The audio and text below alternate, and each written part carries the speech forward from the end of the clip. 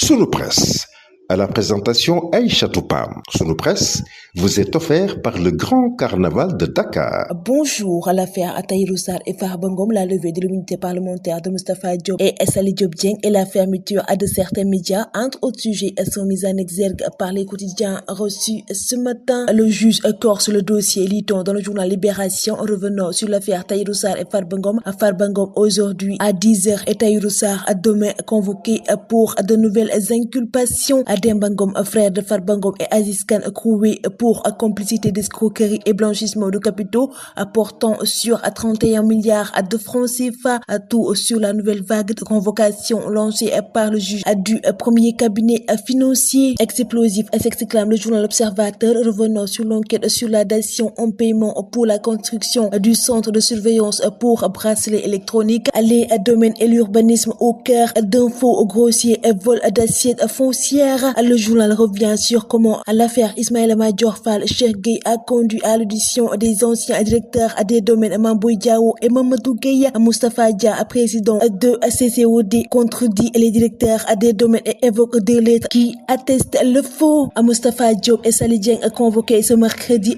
pour audition à Liton dans le journal Réumi Quotidien. Le journal Sud Quotidien abonde dans ce même siège et met à sa une la 15e législature presse le pas, revenant sur la levée de l'immunité parlementaire de Moustapha Diop et Sali Amata Diop Dieng. À l'Assemblée nationale a ratifié hier lundi la liste des membres des deux commissions ad hoc chargées d'examiner les levées d'immunité parlementaire de Moustapha Diop et Sali Dieng, deux anciens ministres indexés dans le cadre de la gestion des forces Covid-19.